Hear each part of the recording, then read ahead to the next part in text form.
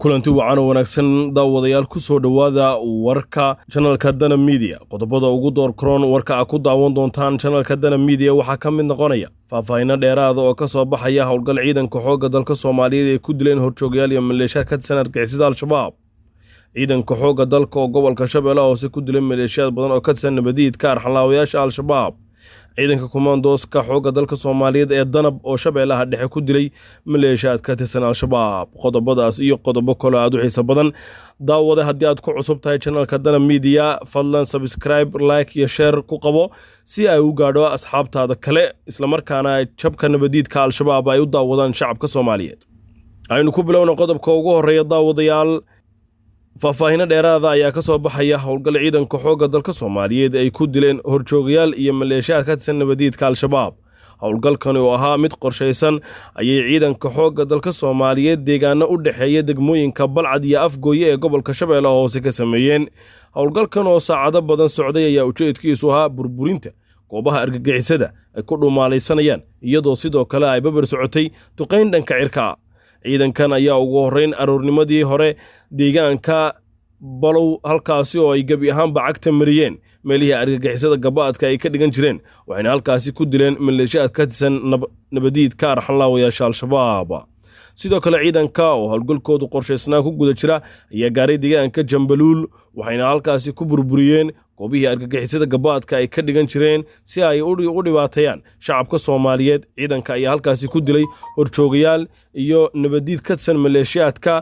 nabadiidka arxalaawayaasha Al-Shabaab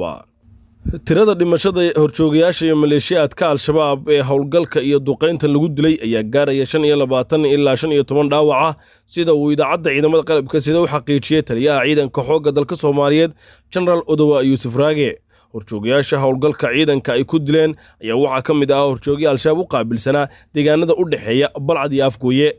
halkan aan ka hadlayno daawadayaal ayaa waxa ay Al-Shabaab u ahayd baro ay ku dhibaateeyaan dadka shacabka aan waxba galabsan isla markaana ay ku dhibaateeyaan wadada ka timaada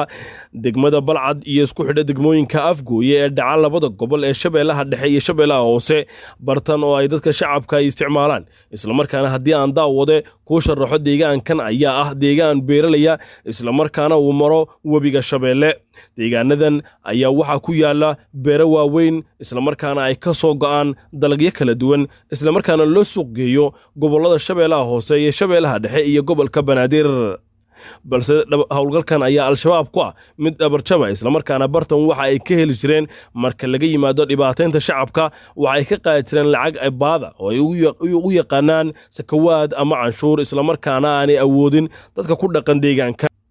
ciidanka ayaa intii howlgalku socday waxa ay ku qabteen dad looga shakisan yahay inay ka tirsan yihiin Al-Shabaab sidoo kale waxay baaritaan ku sameeyeen gaadiidka noocyadiisa kala duwan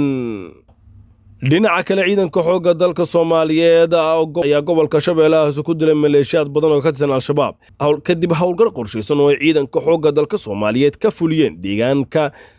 deegaano dhaca dhinaca webiga Shabeellaha Hoose kaasi oo lagu magacaabo Balow ayaa maleeshiyaadka Al-Shabaab ku gaarsiiyeen qasaare xooggan ciidanka xoogga dalka ayaa maleeshiyaadka argagixisada ku dilay 12 horjoogayaal iyo maleeshiyaad isku jira sidoo kale waxay halkaasi ku dhaawaceen 9 kale iyagoo ay burburiyeen meelihii gabaadka ay ka dhigan jireen sida idaacadda ciidamada qalabka sida ee Soomaaliyeed uu xaqiijiyay taliyaha ciidanka dhulka ee xoogga dalka Soomaaliyeed Maxamed Tahliil Biixi taliyaha ayaa tilmaamay in howlgalku yimid kadib markii ay ka warheleen in argagixisada ay ku dhumaalaysanayaan deegaanka Balow ee gobolka Shabeellaha Hoose dhinaca kale bulshada ku dhaqan deegaanadan ayaa dib weyn ku qabay Al-Shabaab kooxda Al-Shabaab oo ah koox caadeysatay dhibka dhaca iyo kufsiga iyo baabiinta waxyaabaha aasaasiga ah nolosha bulshada ayaa sii galaya mid ka mid ah waqtiyadoodii adkaa ciidanka xoogga dalka ayaa inta badan gobolka koonfurta iyo bartamaha dalkeena ka wada howlgallo lagu ciribtirayo kooxda gobolkoodu dhacay nabadiidka naflacaariga maleeshiyaadka Al-Shabaab dhinacan kalena laba ka tirsan maleeshiyaadka argagixisada Al-Shabaab oo nabadiidka Al-Shabaabna u qaabilsanaa amniyaadka oo ahaa kooxaha fuliyada dilalka qorsheysan oo ay la beegsadaan shacabka Soomaaliyeed ayaa isu soo dhiibay ciidanka xoogga dalka Soomaaliyeed gaar ahaan ururka 14aad ee guutada 14 Oktoobar ciidanka xoogga dalka Soomaaliyeed ee ku sugan magaalada Marka ee xarunta gobolka Shabeellaha Hoose iyo deegaanada ku xeeran Isaaq Cumar Ibrahim iyo Qaasim Cabdullaahi Cali oo markii ay ku adkeysan waayeen nolosha adag ee al-shabaab iyo dhagarta shacabka ay u maleegayaan iyo howlgallada ciidanka xoogga dalka ee gobolkaasi Shabeellaha Hoose ay ka wadaan oo isbiirsaday ama iskarabsanaya ayay go'aansadeen inay isku soo dhiibaan ciidanka xoogga dalka Soomaaliyeed. taliyaha ururka 14aad ee guutada 14 Oktoobar ciidanka xoogga dalka Soomaaliyeed gaashaanle Cabdiraxiin Maxamed Muunya ayaa labada maleeshiyaadka al-shabaab ka soo baxsaday uga hortagay deegaanka Shalambood isagoo halkaasi ka soo kaxeeyay.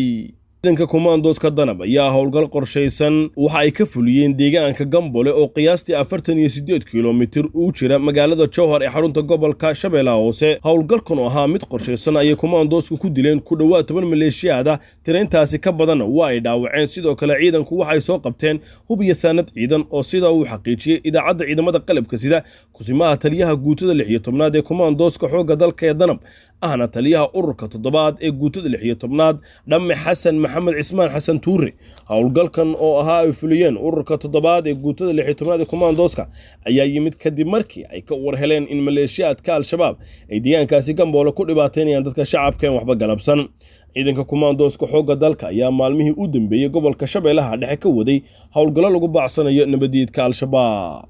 guud ahaan daawadayaal intaas ayaan ku soo afmeeriya warka aad kala socoteen channelka Dana Media. daawade haddii aad ku cusub tahay fadlan subscribe saar, like iyo share ku qabo si aad ula wadaagto muwaadiniinta Soomaaliyeed isla markaana ay u daawadaan jabka argagixisada al-shabaab. haddii aad tahay muwaadin oo aad necab tahay nabadiidka al-shabaab ku soo biir Dana Media.